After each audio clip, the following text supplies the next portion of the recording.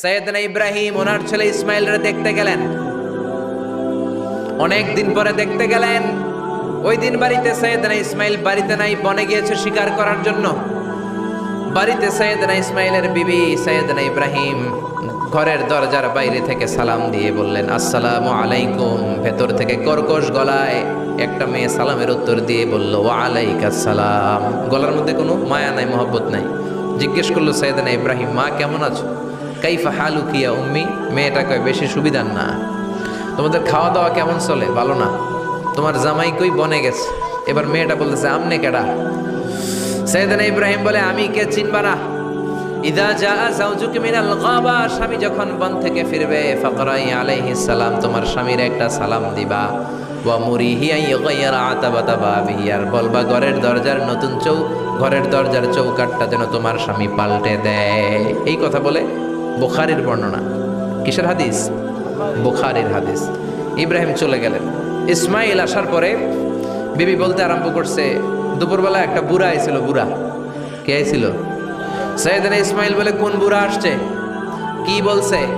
বিবি বলে, আপনারে সালাম বলছে। ওয়া আলাইকুমুস সালাম। আর কি বলেছে? আর বলছে ঘরের দরজার চৌকাঠ যেন আপনি পাল্টে ফেলেন। এই কথা বলার পরে সাইয়েদনা ইসমাইল চিৎকার দিয়ে বলে, ও কি করলি তুই? নিজের কপাল পুড়লি, নিজের কপালে নিজে কুড়াল মারলি।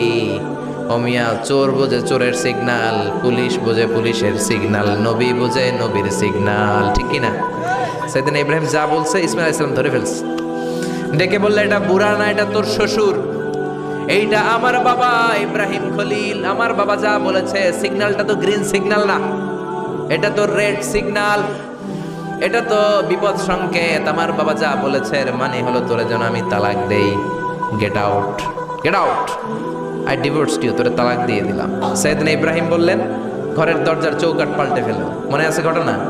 না ভুলে গেছেন বোধহয়। তালাক দিয়ে দিলেন বিবিকে। নতুন সংসার শুরু হলো। আরেকটা বংশীয় নেককার মেয়েকে বিয়ে করলেন। 3 বছর পর সাইয়েদনা ইব্রাহিম আবার বেড়াতে আসলেন। আজকেও সাইয়েদনা ইসমাইল বাসায় নাই। সাইয়েদনা ইব্রাহিম সালাম দিলেন, আসসালামু আলাইক। এবার জাদুমাখা কণ্ঠে, কুকিল কণ্ঠে, মোলায়েম কণ্ঠের একটা মেয়ে ঘরের ভেতর থেকে বলে, ওয়া আলাইকুমুস সালাম। ওয়া আলাইকুমুস সালাম। সাইয়েদনা ইব্রাহিম বললেন, কাইফা হালুকি ইয়া উম্মি, মা কেমন আছো? বলো বলো। মেয়েটা বলে, আলহামদুলিল্লাহ আলা কুল্লি হাল, সব অবস্থায় আলহামদুলিল্লাহ। সুবহানাল্লাহ পড়ে। সংসার কেমন চলে? কয় খুব ভালো। খাওয়া দাওয়ার অবস্থা কি? কয় আরো ভালো। এবার মেয়েটা বলে, কে আপনি? এই মরুভূমির মাঝখানে রৌদ্রের মধ্যে দাঁড়িয়ে দাঁড়িয়ে কথা বলেন, কেউ তো কোনোদিন আমাদের খোঁজ নিতে আসে না। কে আপনি? ঘরে আসেন। সাইয়েদনা ইব্রাহিম বলে, না, আমার পরিচয় দিব না, ঘরেও আসবো না। মেয়েটা বলে, আপনি যদি ঘরে না আসেন আমি কিন্তু রাগ করব। সুবহানাল্লাহ কর। জোর করে ঘরে নিলেন, শরবত খাওয়ালেন, খেজুর খাওয়ালেন, রুটি খাওয়ালেন, মাংস খাওয়ালেন। সাইয়েদনা ইব্রাহিমও চোখের পানি ছেড়ে দোয়া করলেন। ও মিয়া, এটাও মাইয়া, আগেরটাও। আহা, বেশ কম আসরা নাই। সাইয়েদনা ইব্রাহিম মাথায় হাত বুলিয়ে দিয়ে দোয়া করলেন আর বললেন, ইদা জা যাওজুকা মিনাল গাবা, তোমার স্বামী যখন বন থেকে ফিরে আসবে, ফাকরাই আলাইহিস সালাম, তোমার স্বামীর একটা সালাম দিবা। ওয়া মুরিহি আন ইউসবিতা আতাবাতা বাবিহি, আর বলবা ঘরের দরজার নতুন চৌকাঠ যেন জীবনেও না পাল্টায়। চলে গেলেন।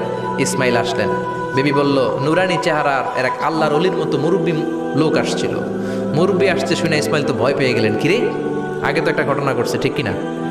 কেমন আচরণ করেছিস বল। বিবি বলে, আপনি ভয় পাবেন না, আমি খুব ভালো আচরণ করেছি, আপ্যায়ন করেছি। তিনিও খুশি হয়ে আমার মাথায় হাত বুলিয়ে দোয়া করে দিয়েছেন আর বলেছেন, ঘরের দরজার নতুন চৌকাঠ যেন জীবনেও আপনি না পাল্টান। সুবহানাল্লাহ। সাইয়েদনা ইসমাইল বিবিকে জড়িয়ে ধরলেন। বিবিকে জড়িয়ে ধরে বললেন, ও বিবি, তুই তো পরীক্ষায় গোল্ডেন এ প্লাস। কি এ প্লাস? যেই মুরব্বী লোকটা এসেছিল সাধারণ কোনো মানুষ নয়, তোমার শ্বশুর আমার বাবা ইব্রাহিম খলিল। আমার বাবা যেই কথা বলে গিয়েছেন, যে ইঙ্গিত দিয়েছেন, এটা তো গ্রিন সিগন্যাল। আমার বাবা বলেছেন, তোমার যেন কোনোদিন তালাক না দেই, তোমার যেন ছেড়ে না দেই। এই যে তোমার হাতটা দুনিয়ার বুকে ধরলাম, জান্নাতে যেন তোমার হাত ধরেই দুজনে জান্নাতে ঢুকে যায়। এজন্য বাবা মায়ের দোয়ার দরকার আছে না নাই? মায়ের দোয়ার চেয়ে বড় দোয়া আছে নাকি? জোরে বলেন। সাইয়েদনা মূসা আলাইহিস সালাম আল্লাহরে বললেন, আল্লাহ, মাইয়াকুনু জালিসি ইয়াউমাল কিয়ামা, কিয়ামতের দিন আমার সাথী কে হবে? আল্লাহ বললেন সাহিবুকা ফিল জান্নাতি জাজ্জার, কিয়ামতের দিন তোমার সাথী হবে একজন কসাই। কে হবে? জোরে বলেন না। সাইয়েদনা মুসা আলাইহিস সালাম একটু ফেড়া হলেন, কিরে কসাই কেন আমার সাথী হবে? আমি নবী মানুষ, নবী হবে আমার সাথী, আল্লাহর ওলিরা হবে আমার সাথী, কেন কসাই হবে আমার সাথী? রব্বুল আলামিন বললেন মুসা যাও নিজেই যে দেখে আসো কেন কসাই হবে তোমার সাথী। সাইয়েদনা মুসা আলাইহিস সালাম কসাইয়ের দোকানে গেলেন, যে দেখে না কসাইয়ের স্পেশাল কোনো আমল নাই, খালি গোশত কাটে। কি কাটে? সারাদিন গোশত কাটার পরে বিকেলবেলা বড় একটা গোশতের টুকরা নিয়ে প্যাকেট করে বাড়ির দিকে রওনা হয়। সাইয়েদনা মুসা আলাইহিস সালাম তিনিও কসাইয়ের পেছনে পেছনে ছদ্মবেশে রওনা হয়ে যায়। কসাই বাড়িতে ঢোকার পরে সাইয়েদনা মুসা আলাইহিস সালাম দরজায় নক করতে লাগলেন। কসাই দরজা খুলে দিতে লাগলো। সাইয়েদনা মুসা আলাইহিস সালাম পরিচয় গোপন করে বলে, আমি একজন মুসাফির, আজকে রাতে ও কসাই ভাই আপনার বাড়িতে থাকতে চাই। কসাই বলে, আহলান সাহলান, আসেন এই ঘরের মধ্যে বসেন, পাশের ঘরে আমার একটু কাজ আছে। পাশের ঘরে যে কসাই মাচার উপর থেকে বৃদ্ধা একটা নারীকে নামিয়ে নিজ হাতে গোসল করে টাওয়াল দিয়ে গা মুছে গোশত রান্না করে রুটি বানিয়ে রুটি আর গোশত এই বৃদ্ধা মহিলার মুখের মধ্যে তুলে দেয়। মহিলাটা তৃপ্তি সহকারে খাওয়ার পরে হাত দুইটা উপরের দিকে তুলে আঁচলটা পেতে আল্লাহর ডেকে বলে, আল্লাহ আমার ছেলের উপর আমি সন্তুষ্ট, এই বলে বিড়বিড় করে কি যেন দোয়া করে দেয়। মহিলাটাকে খাওয়ানোর পরে কসাই প্লেটের মধ্যে গোশত আর রুটি এনে সাইয়েদনা মুসার কাছে এসে বলে, ও মুসাফির ভাই, এই নেন আপনার রাতের খাবার। রাতের খাবার খেয়ে আপনি ঘুমিয়ে যান, সকালে আপনি যাবেন আপনার পথে, আমি যাব আমার দোকানে। সাইয়েদনা মুসা বলে, ও কসাই, আগে বলো এই বৃদ্ধা মহিলাটাকে। কসাই বলে, এই বৃদ্ধা মহিলাটা ছাড়া দুনিয়ায় আমার কেউ নাই, আমি ছাড়া ওই বৃদ্ধা মহিলার কেউ নাই। এই মহিলাটা হলো আমার জনম দুঃখিনী মা, মা ছাড়া আমার কেউ নাই, আমি ছাড়াও মায়ের কেউ নাই। প্রতিদিন আমি আমার মারে গোসল করাই, নিজ হাতে রান্না করে খাওয়াই। সাইয়েদনা মুসা বলে, তোমার মা হাত তুলে কি দোয়া করলো এটা বলো। কসাই বলে, আমার মা প্রতিদিন রাতে খুশি হয়ে একটা পাগলা দোয়া করে, গত কয়েক বছর ধরে এই দোয়াটা করছে, অনেক বছরের দোয়া, আমি জানি কোনোদিন এই দোয়াটা কবুল হবে না। সাইয়েদনা মুসা বললেন, কি দোয়া? কসাই বলে, আমার মা খুশি হওয়ার পরে চোখের পানি ছেড়ে দিয়ে হাত তুলে বলে, আল্লাহ আমি আমার ছেলের উপর অনেক সন্তুষ্ট, শুনেছি এই জামানার বনি ইসরাইলের সবচেয়ে বড় পয়গম্বর, তার নাম নাকি মুসা কালিমুল্লাহ। আমি তোমার কাছে দোয়া করে গেলাম, আমার ছেলেরে তুমি ওই মুসা নবীর সাথে জান্নাতে ঢুকাইয়া দিবা। মুসা আলাইহিস সালাম বলে, কানেকশন তো এই জায়গায়, আসল কানেকশন তো এখানে, এটা তো মায়ের দোয়ার বরকত। আল্লাহু আকবার। এজন্য মায়ের দোয়ার বরকতে কসাইকেও নবীর সাথী বানিয়ে দিয়েছে কে?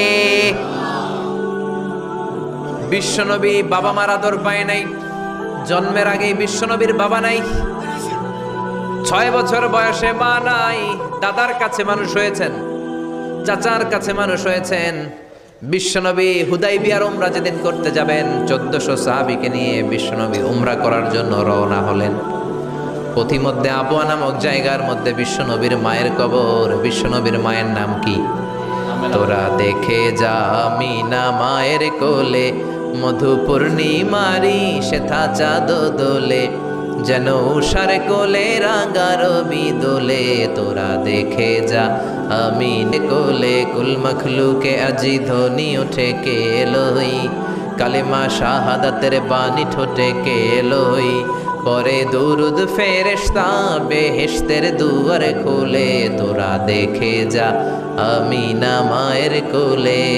ঠিকিরা মায়ের কবর বলল সামনে, জায়গার নাম আবওয়া, ছোট্ট একটা টিলা। 1400 সাহাবীদের দিকে তাকিয়ে বিশ্বনবী বললেন, ও সাহাবারা, এটা আমার মায়ের কবর। আমি আল্লাহর কাছ থেকে অনুমতি পেয়েছি মায়ের কবর জিয়ারত করার, তোমরা যারা জিয়ারত করতে চাও আসো। 1400 সাহাবী বলে, আমরাও আপনার মায়ের কবর জিয়ারত করব। বিশ্বনবী 1400 সাহাবীরে বললেন, জিয়ারত করার সময় কেউ কিন্তু কান্নাকাটি করতে পারবা না। 1400 সাহাবীকে কান্নাকাটি করতে নিষেধ করে বিশ্বনবী যখন নিজের মায়ের কবরের সামনে দাঁড়ালেন, বিশ্বনবী ছোট্ট বাচ্চার মতো হাউমাউ করে কান্না শুরু করে দিলেন। বিশ্বনবীর কান্না দেখে 1400 সাহাবাও কান্না শুরু করে দিল। বিশ্বনবী 1400 সাহাবীদের দিকে তাকিয়ে ধমক দিয়ে বলে, তোমরা কাঁদো কেন? সাহাবারা বলে, নবী আপনাকে আমরা অনেক ভালোবাসি, আপনারে কাঁদতে দেখলে আমাদেরও কান্না আসে, আপনার চোখ দিয়ে দার দার করে পানি নামতে দেখলে আমরা আমাদের দুটি চোখ আর শুকনা রাখতে পারি না। বিশ্বনবী বললেন, আদ্রাকাতনি রাহমাতুহা ফাবাকাইতু, আমার ছোটবেলার স্মৃতি মনে পড়েছে, আমার মা যে আমারে আদর করেছে ওই স্মৃতিগুলো আমার মনে পড়েছে। আমার মা আমেনা আমারে জাইতুনের তেল মালিশ করে দিত গায়ে, আমার মা আমেনা আমারে জামা পরিয়ে দিত, কোলে নিত, আদর করতো, চুমু খেত, ওই স্মৃতিগুলো আমার মনে পড়েছে, তাই আমি কাঁদি, তোমরা কাঁদো কেন? বিশ্বনবী মায়ের আদর পায় নাই, কিন্তু মায়ের কবরের সামনে দাঁড়িয়ে ছোট্ট বাচ্চার মতো কেঁদেছে। এজন্য মায়ের দোয়ার দরকার আছে না নাই? বিশ্বনবী কানা ইউকাসিমুল আহমান ফিল জিআররানা, জিআররানা নামক জায়গার মধ্যে বিশ্বনবী কুরবানির গোশত বিতরণ করছেন। কিসের গোশত? বাংলাদেশে কুরবানির গোশত বিতরণ হয় কি হয় না? জোরে বলেন। বিশাল লম্বা লাইন, বিশ্বনবী লাইনের মধ্যখান থেকে বৃদ্ধা একটা নারীকে আলাদা করে নিয়ে আসলেন। বিশ্বনবী নিজের গায়ের চাদরটা বিছিয়ে দিলেন, মহিলাটারে বসালেন, বড় একটা গোশতের টুকরা দিলেন, প্যাকেট দিলেন। বৃদ্ধা মহিলাটাও বিশ্বনবীর মাথার মধ্যে হাত বুলিয়ে দিয়ে দোয়া করে গেল। সাহাবীরা বললেন, ইয়া রাসূলুল্লাহ, ইয়া হাবিবাল্লাহ, হাজার হাজার মানুষ, কাউকে তো লাইন থেকে আলাদা করলেন না, কে এই বৃদ্ধা মহিলা? কেন এই মহিলারে নিজের চাদরের উপরে বসতে দিলেন?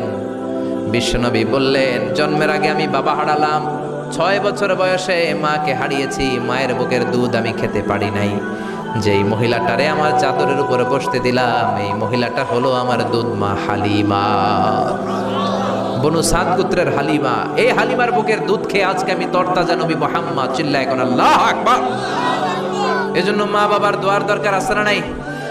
কখনো মা বাবার সাথে বেয়াদবি করা যাবে না, গরম আওয়াজে কথা বলা যাবে না, উচ্চবাচ্য করা যাবে না, কোমল আচরণ করতে হবে, মা বাবার দোয়া নিতে হবে। কোনো কারণে মা বাবার সাথে যদি ঝগড়া হয়, বাকবিতণ্ডা হয়, আজকের মাহফিলের পরে মা বাবার পা ধরে আমরা ক্ষমা চাবো। রাজি আছেন?